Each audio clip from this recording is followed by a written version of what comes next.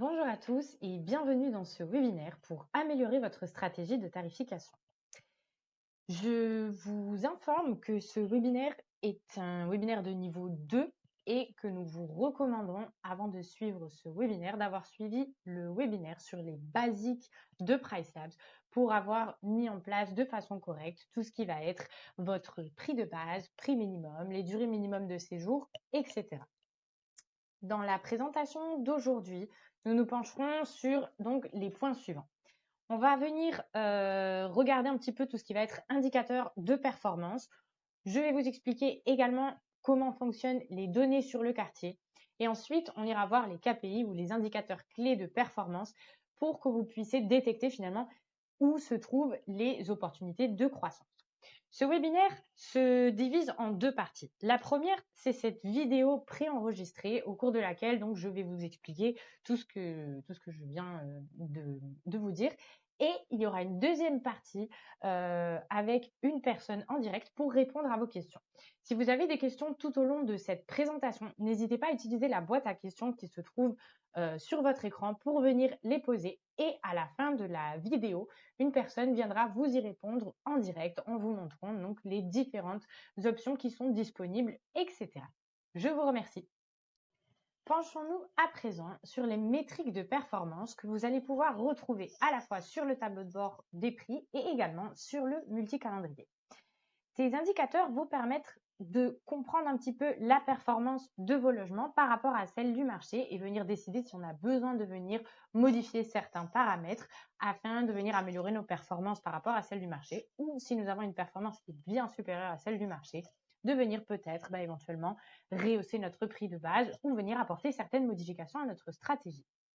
Je vais vous montrer comment aller venir regarder ces métriques-là et je vais me pencher de façon un petit peu plus poussée sur les métriques d'occupation totale, l'indicateur de pénétration du marché et enfin l'indicateur date d'atteinte de prix minimum.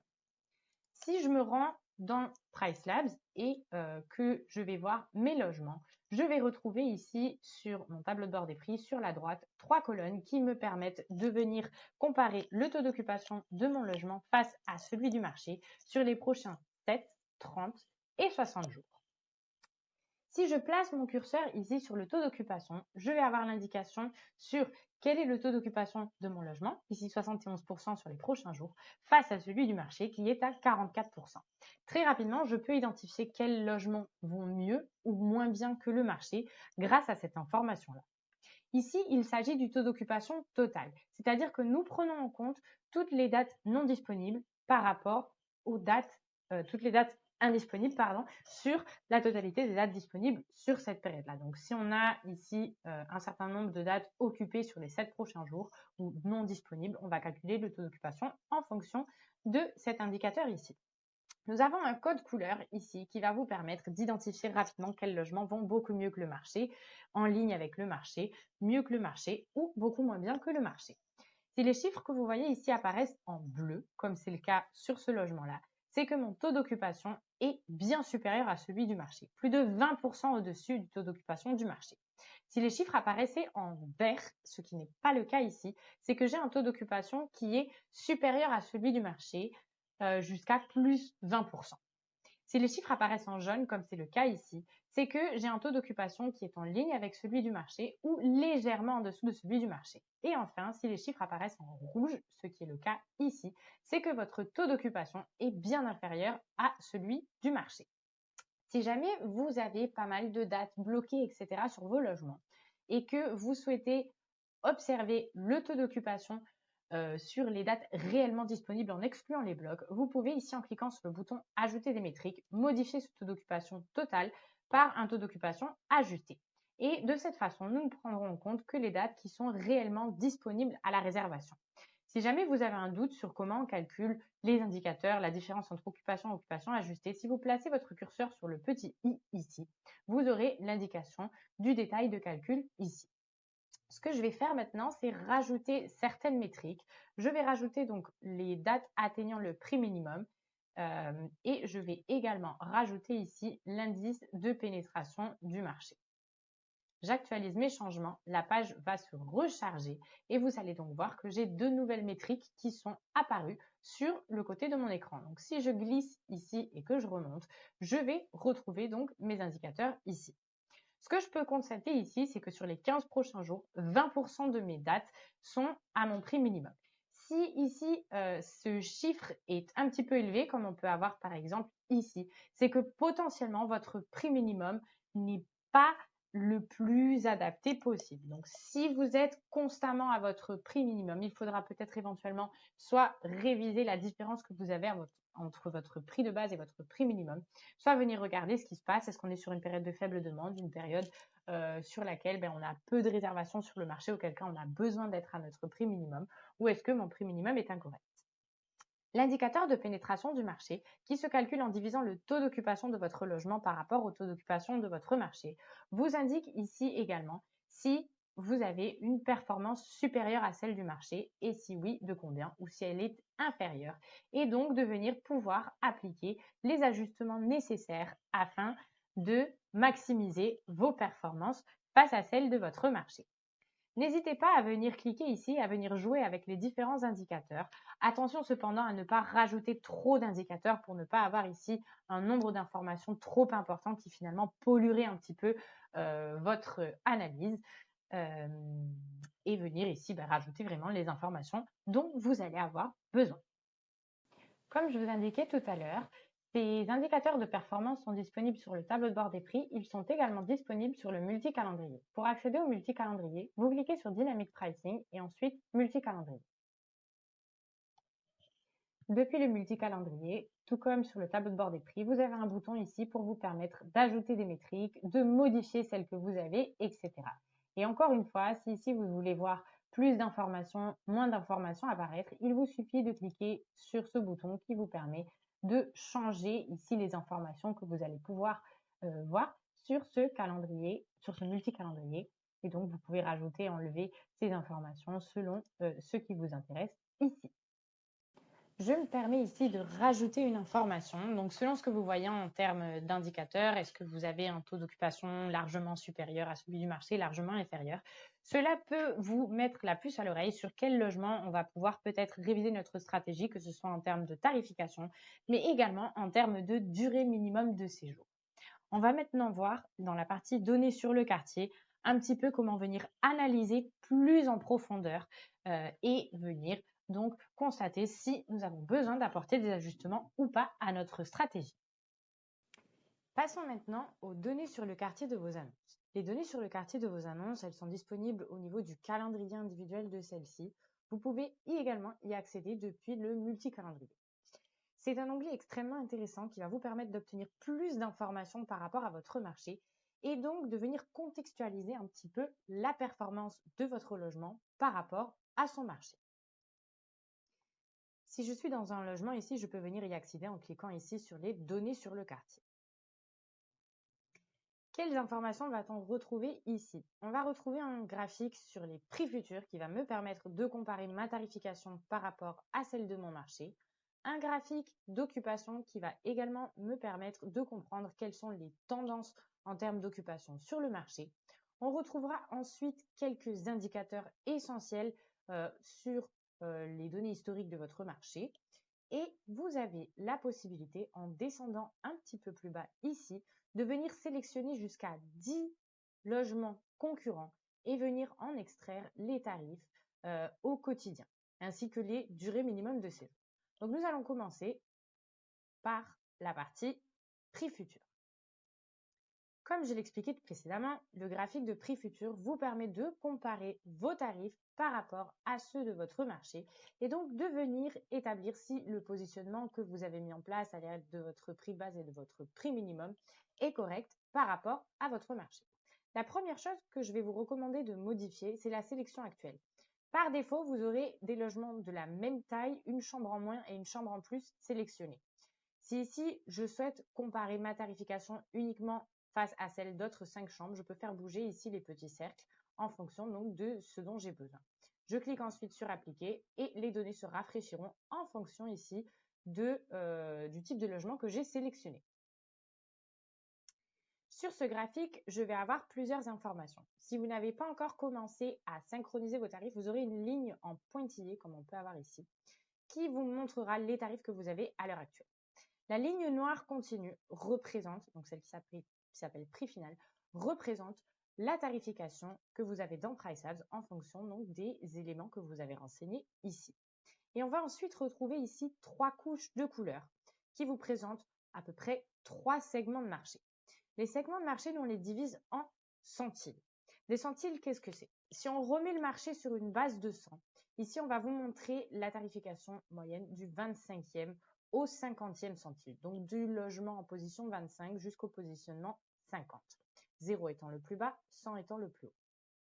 Ensuite, on va retrouver en rose foncé la tranche plutôt centrale du marché en termes de tarifs.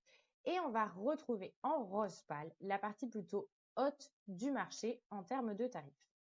Donc, quand vous mettez en place votre prix de base, votre prix minimum, vous pouvez ensuite très rapidement venir comparer ces tarifs par rapport à ceux de votre marché et venir déterminer si vous êtes sur un positionnement qui est correct par rapport à la qualité de votre logement ou si vous avez besoin de venir réviser certains des critères que vous avez mis en place ici. C'est également un graphique, donc ici on est sur un marché assez saisonnier, donc un marché d'été, donc finalement on commence à avoir des augmentations tarifaires uniquement à partir de l'été.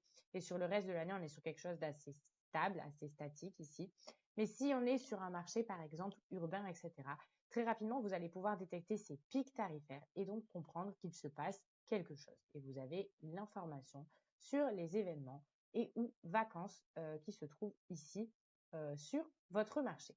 Vous pouvez modifier ici la période sur laquelle on vous compare. Vous pouvez rajouter les informations sur les réservations futures ainsi que les réservations de l'année dernière pour pouvoir comparer l'évolution de votre performance d'une année sur l'autre, etc. Le deuxième graphique qu'on va retrouver juste en dessous, c'est ce graphique d'occupation. Ce graphique d'occupation, il vous permet donc de venir comprendre quelles sont les tendances sur votre marché. La ligne rouge continue que nous avons ici représente le taux d'occupation actuel pour les 365 prochains jours ou pour les 6 prochains mois, selon ce que vous avez sélectionné au-dessus sur votre marché. Et si vous placez votre curseur ici, date par date, vous avez l'information donc du taux d'occupation sur chacune des dates. Les dates sur lesquelles votre logement est occupé, elles apparaîtront grisées de cette façon-là. Parce que votre logement, il est soit à 0, soit à 100%. Donc, nous ne pouvons pas vous montrer une courbe avec l'évolution de votre occupation. Vous pouvez ici cliquer sur « Ajouter les données de l'année dernière » et vous verrez apparaître différentes courbes. La courbe grise continue que l'on voit maintenant ici, elle représente le taux d'occupation sur le marché l'année dernière à la même période. Donc, si on se positionnait sur le même jour de la semaine qu'aujourd'hui, donc aujourd'hui, chez moi, on est le 14 janvier, on est un mardi. Donc, si on prenait le mardi correspondant l'année dernière et qu'on regardait les 365 prochains jours, eh bien ici, on aurait les taux d'occupation que vous voyez ici. Vous pouvez donc déterminer rapidement s'il y a un ralentissement ou une accélération des ventes sur certaines périodes et donc venir comprendre est-ce que c'est normal que j'ai un petit peu moins de réservations ou que mes réservations tombent un petit peu plus tard par rapport à l'année dernière. La dernière courbe que vous avez ici en pointillé, c'est le taux d'occupation final l'année dernière, date par date. Si jamais vous n'aimez pas forcément trop lire les graphiques, etc., sur ce graphique et celui du dessus, vous avez un bouton ici, AI Insight, qui vous donne en fait un résumé en texte de ce que vous pouvez visualiser sur le graphique ici. Donc, c'est extrêmement intéressant, surtout quand vous avez besoin d'analyser plusieurs graphiques différents. Je vais sortir ces données-là et je vais rajouter le pick-up. Le pick-up, c'est la différence de taux d'occupation entre ce qu'on avait il y a 7 jours et ce qu'on a aujourd'hui. Donc, finalement, quelles sont les dates sur lesquelles on a reçu des réservations? Donc, ici, on voit que cette courbe en pointillé, elle est plutôt assez élevée sur la dernière minute. Donc, on a pas mal de réservations qui tombent ici en dernière minute. Par contre, plus longtemps à l'avance, elle est relativement résiduelle. Donc, ça vous permet aussi de détecter s'il y a des périodes qui se réservent un petit peu mieux ou un petit peu moins bien, etc. Les informations que vous avez ici, que ce soit sur ce graphique-là pour voir une accélération, ralentissement des ventes comparé à l'année dernière, etc., ou les graphiques sur les variations tarifaires sur votre marché, le système les prend déjà en compte pour venir appliquer ces oscillations tarifaires à la hausse ou à la baisse. Donc, vous n'avez pas besoin ici de venir actionner quoi que ce soit. Le système le fait déjà pour vous, mais ça vous permet d'aller un petit peu plus loin dans votre réflexion et de contextualiser ces informations-là. Les informations qu'on va retrouver en dessous, donc ici vous pouvez cliquer et vous aurez donc le détail de ces informations mois par mois pour venir comprendre est-ce qu'il y a des mois qui se réservent plus longtemps à l'avance, plus en dernière minute, etc. Ce que vous allez retrouver juste en dessous, c'est une carte avec donc chaque point représente une annonce que nous on va considérer comme étant dans votre marché local, donc votre quartier.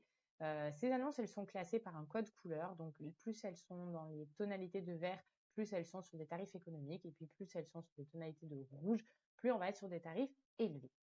Si vous cliquez sur les points ici correspondants, ça vous ouvrira l'annonce qui correspond sur Airbnb. Vous allez pouvoir comparer, est-ce que c'est un logement que je vais considérer être mon concurrent ou pas. Et ensuite, vous pouvez venir rechercher ces concurrents-là ici dans le moteur de recherche. Donc, vous pouvez soit taper, soit le numéro de l'annonce, soit le nom, etc. Et ensuite, quand vous cliquez obtenir le calendrier, vous obtiendrez ici les informations suivantes. Donc, la tarification date par date de votre logement, mais également des concurrents que vous avez sélectionnés ainsi que les durées minimum de séjour. Sur quelle modalité de commission ils sont sur Airbnb, applique-t-il des frais de ménage, etc. pour que vous puissiez en fait avoir également la possibilité de suivre certains logements auxquels vous souhaitez vous comparer, etc. Ce calendrier vous permet aussi, si vous avez des doutes sur est-ce que je souhaite appliquer un frais de ménage ou pas, quelles sont les durées minimum de séjour que moi je mets en place par rapport à celles de mes concurrents, est-ce que c'est logique, etc. Donc, toutes ces informations-là, elles sont assez utiles pour venir compléter votre travail d'analyse. De toute façon, de façon générale, cet onglet Données sur le quartier, il est extrêmement crucial et intéressant d'aller le consulter pour aller justement un petit peu plus loin dans ce travail d'analyse et venir affiner notre stratégie. Nous allons maintenant parler du portfolio analytique. Ce portfolio analytique vous permet d'analyser vos propres performances face à vos données historiques. À partir du moment où nous avons accès à vos données depuis votre PMS, nous aurons la capacité de vous montrer ces différents indicateurs. Pour accéder au portfolio analytique, vous allez cliquer ici sur portfolio analytique si c'est disponible pour vous et nous allons nous intéresser aujourd'hui à la partie KPI et rapport historique. Donc, lorsque vous cliquez, ça vous amène sur cette page. Vous avez la possibilité de filtrer vos annonces, soit par statut de synchronisation, soit par groupe, soit venir regarder logement par logement, etc., selon le type d'analyse que vous souhaitez conduire. On vous montre ici l'horaire auquel nous avons actualisé les données pour la dernière fois. Par défaut, on va vous montrer les indicateurs clés de performance cumulés à date, c'est-à-dire entre le 1er janvier de l'année en cours jusqu'à la date du jour, donc ici le 21 janvier. Et nous allons comparer par défaut avec la même période l'année dernière. Si vous souhaitez modifier les dates, vous pouvez ici cliquer et venir choisir le mois en cours, l'année précédente, etc. Et si vous cliquez sur personnaliser, vous avez la capacité ici de modifier le rang de date et également ici, vous allez pouvoir modifier les informations pour venir observer les KPI selon ceux qui vous intéressent. Vous avez également ici deux scénarios.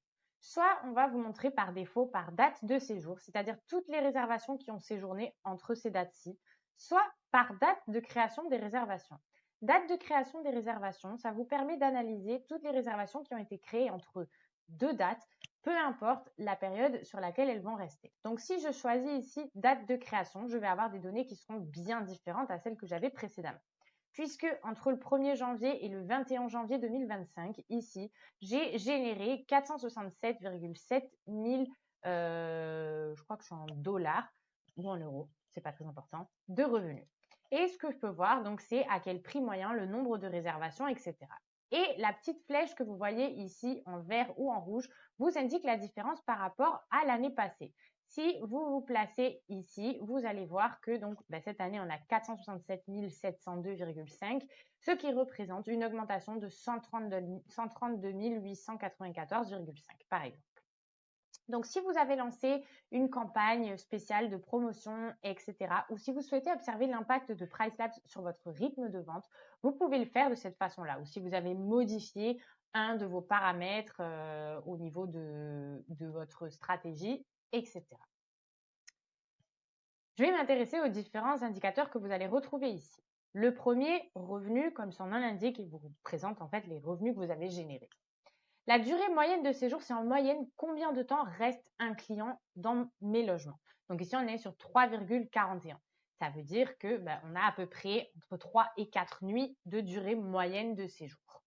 Le nombre de réservations, c'est assez facile, c'est le nombre de réservations qui a été généré sur cette période-là. La fenêtre de réservation moyenne, c'est le temps qui s'écoule entre le moment où le client effectue la réservation et le moment où il rentre dans le logement. Donc ici, en moyenne, les clients réservent à peu près 27 jours à l'avance. Ça vous permet de venir affiner un petit peu vos paramétrages, que ce soit au niveau de vos durées minimum de séjour, si vous appliquez des ajustements de tarifs en dernière minute, etc. L'occupation, mais ça représente le taux d'occupation que vous avez sur cette période-là. Le prix moyen, c'est le tarif moyen auquel a été généré les réservations. Selon les PMS, ce prix moyen ou ces informations que vous allez ici, elles vont inclure différentes informations. Je vous recommande de vous référer à la partie de droite ici qui vous montrera si on est sur les revenus de la nuitée, si on est sur des revenus totaux, si ça inclut les taxes, etc. ou pas. Donc, ce prix moyen, il est divisé en prenant la totalité du tarif payé pour le séjour, donc soit la nuitée, soit le tarif total en fonction des PMS. On divise par le nombre de nuitées et on obtient donc ce prix moyen. Le RevPAR, qui est un indicateur à la base hôtelier qui signifie Revenue per Available Room, il vous montre le revenu généré par nuitée disponible. Donc, si j'ai ici 25 nuits disponibles, j'ai généré en moyenne 44,96 € par nuit.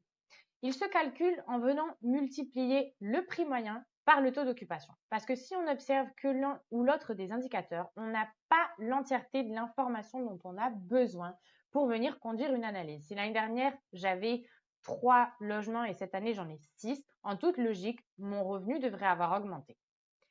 Mon occupation, ça dépendra de comment je gère mon portefeuille, etc. Mais pour savoir si ma rentabilité finalement a augmenté, on va se référer ici au RevPAR. À n'importe quel moment, si vous cliquez sur les petits i, il me semble que vous avez l'information qui s'ouvre. Non, ce n'est pas le cas.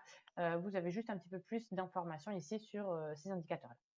Et enfin, le dernier indicateur que l'on va retrouver ici, c'est le nombre d'unités actives. Donc, c'est ce que je vous expliquais tout à l'heure. Si l'année dernière, vous aviez 3 logements et cette année, vous en avez 6, forcément, vos revenus, votre prix moyen, etc. va différer. Donc, pour pouvoir comparer ce qui est comparable, vous allez pouvoir vous référer à cet indicateur-ci et voir si sur cette période-là, l'année dernière, à la même époque, j'avais un nombre d'unités beaucoup plus important ou beaucoup moins important afin de comprendre encore un petit peu mieux nos différentes problématiques sur notre portefeuille. La présentation vidéo d'aujourd'hui est désormais terminée. N'hésitez pas à rester dans la présentation puisque vous avez une personne en direct pour répondre à vos différentes questions, qui aura déjà répondu au fur et à mesure à certaines de vos questions. Mais si vous souhaitez aller plus loin, que l'on repasse sur certains points, etc., n'hésitez pas à poser vos questions dans la boîte à questions. Vous pouvez également à n'importe quel moment contacter notre équipe de support, soit via le chat que vous avez disponible en bas à droite de votre écran PriceLabs avec un point d'interrogation. Si l'équipe est disponible pour un chat, vous allez pouvoir poser vos questions en direct. Sinon, vous pouvez écrire à notre adresse support@pricelabs.co pour toutes vos questions et nous serons ravis de vous aider. Vous avez également disponible une base d'articles d'aide. Donc c'est pareil, si vous cliquez sur le petit point d'interrogation en bas à droite de votre écran, vous avez cette base de connaissances dans laquelle vous retrouverez tout plein d'articles qui repassent un petit peu sur tous les points qu'on a vus aujourd'hui, mais également sur d'autres de nos personnalisations ou d'autres fonctionnalités sur lesquelles vous pourriez avoir potentiellement des questions. Je vous remercie pour votre attention et je laisse donc la parole à la personne qui va s'occuper de répondre à vos questions en direct. Merci.